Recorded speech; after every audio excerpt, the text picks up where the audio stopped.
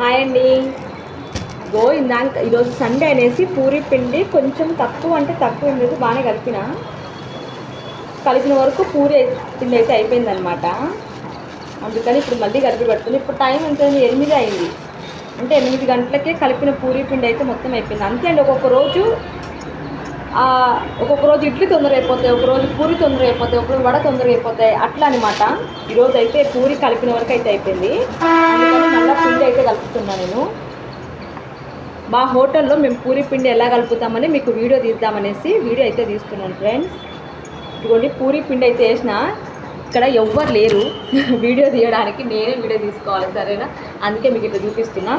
ఇదిగోండి ఇది పూరి పిండి, వాటర్ వేసిన, నీళ్ళు వేసిన, సాల్ట్ వేస్తున్నా. ఇప్పుడు ఇదిగోండి సాల్ట్, పూరి పిండికి సరిపడా సాల్ట్ అయితే వేసిన. ఇప్పుడు ఆయిల్ మేమైతే ఎక్కువ ఏం వేయమన్నమాట, చాలా తక్కువ వేస్తాం. మీరు చూస్తున్నారుగా, చాలా తక్కువ వేస్తాం అనమాట ఆయిల్ ఎక్కువ వేసుకుంటే ఏమవుతుందంటే మన పూరి పిండి అనేది పూరి కాల్చినప్పుడు పూరి నీళ్ళకపోతాయి అన్నమాట. అందుకు ఆయిల్ తక్కువ వేసుకోవాలి.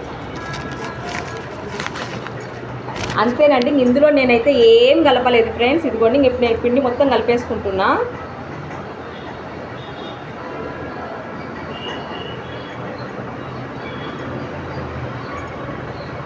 ఇలా లోపల నుంచి మొత్తం అంతా పిండి అంతా వాటర్ అంతా కలిపేసుకుంటున్నా.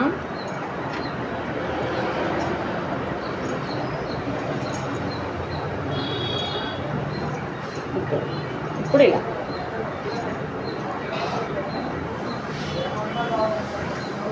ఇందులో మేమైతే కలిపి కలపడం కానీ అలా అయితే ఏం లేదండి. ఇదిగోండి ఇదే పూరి పిండి.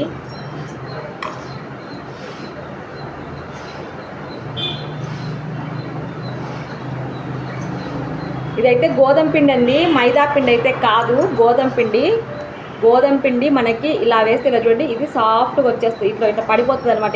ఇది గోధుమ పిండి. మైదా పిండి చూసుకున్నట్టయితే మనకు ఉండలు పడుతుంది అనమాట. మనకు పూరి పిండి అంటే గోధుమ పిండి అంటే సపరేట్గా ఉంటాయి, అవి సపరేట్గా ఇస్తారు.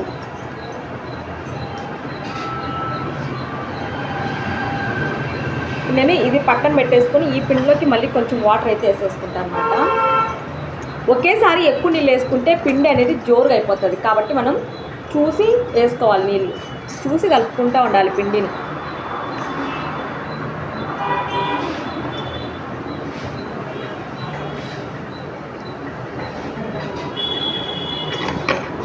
ఇందులో మేమైతే ఎటువంటిది ఏమంటే సోలా పొడి కానీ పెరుగు కానీ ఏవో కొత్తగా అందరూ చెప్తూ ఉంటారు కదా, ఇది కలిపితే సాఫ్ట్గా వస్తాయి, ఇది కలిపితే సాఫ్ట్గా వస్తాయని. అలా అయితే ఏం కలపమండి. కేవలం దీనికి ఒక్కటే ట్రిక్ ఏంటంటే పూరి పిండి నానాలి బాగా. పూరి పిండి బాగా నానితే మనకి పూరి అనేది సాఫ్ట్గా బాగా పొంగుతుంది.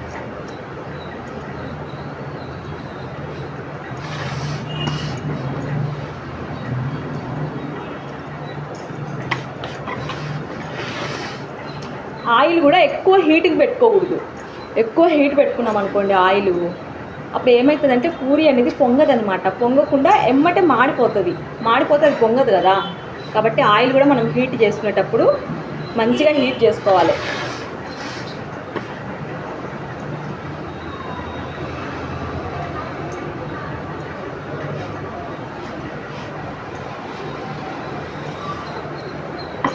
అంతేనండి. మా హోటల్లో మేమైతే పూరి పిండిని ఇలాగే కలుపుతాం. ఇప్పుడు ఈ పిండిని అంతా మొత్తం అంతా కలిపేసుకుంటే ఇప్పుడు కరెక్ట్ సరిపోయిందనమాట పూరి పిండి అనేది మనకి.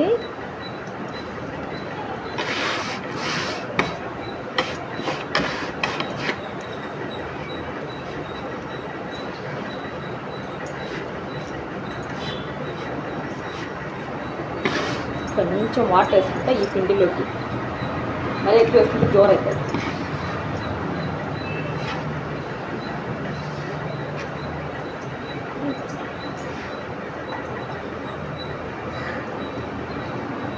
ఈ పిండిని మొత్తం ఇలా కలిపేసుకోవాలి. మొత్తం అంతే కలిపేసి మేమైతే ఇక్కడ కవర్లో అయితే పెట్టేస్తాం అనమాట, బాగా నానడానికి. ఇంట్లో అయితే ఒక గిన్నెలో పెట్టేసి మూత పెట్టేస్తాం అనమాట.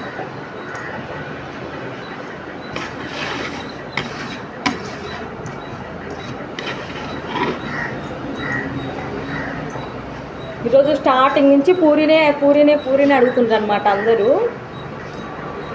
ఎక్కువ కలిపి పెట్టుకుంటే వేస్ట్ అయిపోతుందండి, అందుకోసమే ఎక్కువైతే కలిపి పెట్టుకోము. కావాలంటే వచ్చినప్పుడు మళ్ళీ వాళ్ళకి ఫ్రెష్గా పిండి కలిపి అయితే పూరి వేసిస్తాం అనమాట.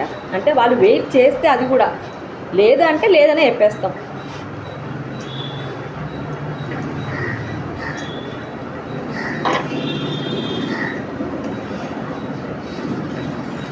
ఇంతేనండి పూరి పిండి చూడండి, మొత్తం అంటే బాగా కలుపుకోవాలన్నమాట. అంత పిండి మొత్తం బాగా మంచిగా.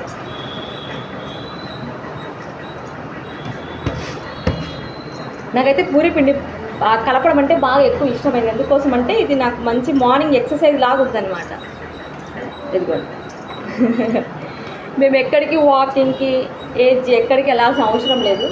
ఇక్కడ పని చేసుకుంటే చాలు మాకు అదే మార్నింగ్ వాకింగ్, జిమ్ము అన్నీ ఇక్కడ ఉండిపోతాయి మాకు. చూసుడు కదా ఇట్లా, ఇదిగోండి.